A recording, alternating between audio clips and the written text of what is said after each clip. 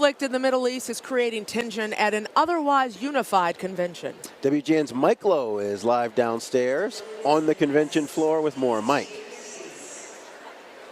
Taman and Micah, good evening to both of you. Here on the floor of the convention, it is clear that this year the Democrats are unified behind their candidates and behind their party platform, with one glaring exception.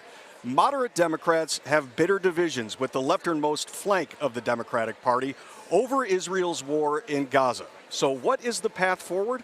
An unlikely duo has a suggestion for the Democrats. They say if you really want to understand someone.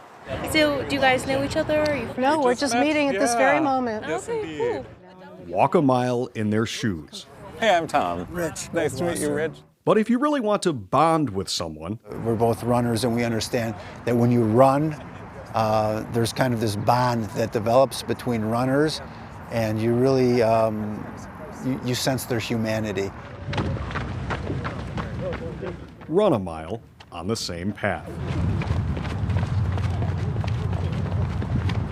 59-year-old attorney Richard Goldwasser. I'm a Jewish American, born and raised in the Chicago area. And 65-year-old former Oak Park Mayor Anan Abu Talib. I'm Palestinian. I was born in the Gaza Strip. May not seem to be the likeliest of friends, but that's the point. When you invest into relationships and you get to know the other side and look at them as human, it's hard to hate them. They've organized a morning 5-mile run starting at Buckingham Fountain every day during the Democratic National Convention. It's a healthy and productive way to bring Jewish and Palestinian Americans together at a time of deep division. When things feel really horrible and awful, I think being outside, being in the sun, moving your body, that's like the best way to connect to ourselves and what really matters. They're calling for both a ceasefire in Gaza and the release of Israeli hostages. The whole world is watching! It's a contrast to the angry protests across town that have amplified tensions. The protests have been pushing people into their corners, and it's not an effective way to get a message across. I just hate this between our people. I hate it. Yeah, me too. I hate it. Rabbi Elena Axel, who lived in Israel for 18 years, embraced Talib So unnecessary, you know? and his message. I agree. I agree.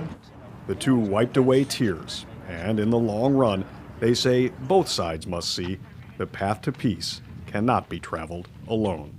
I think this war, this devastation, this violence has not brought freedom to the Palestinians. And it definitely has not brought more security to the Israelis. And it also has put the whole world on edge of having a larger war. How is that good for anybody?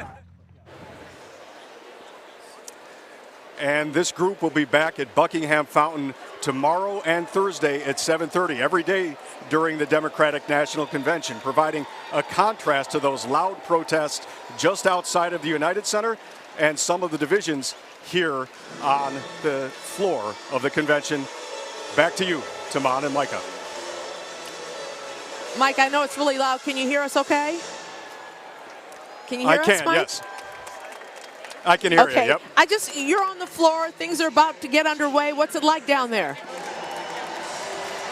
You know, it's really exciting down here. It's kind of a who's who of the Democratic Party, and there are a number of celebrities.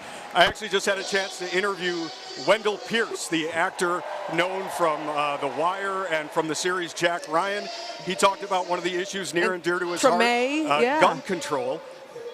Treme, he also appeared in Chicago PD, said he loves the city of Chicago, even though he's from New Orleans. He loves coming to visit here, and he did talk about the history-making aspect of this convention, and that's why he wanted to be here in person. That's the last person I talked to right before we went on air, but there are any number of Democratic luminaries here on the floor. We're going to hear from John F. Kennedy's grandson, Jack Schlossberg, in just a few minutes.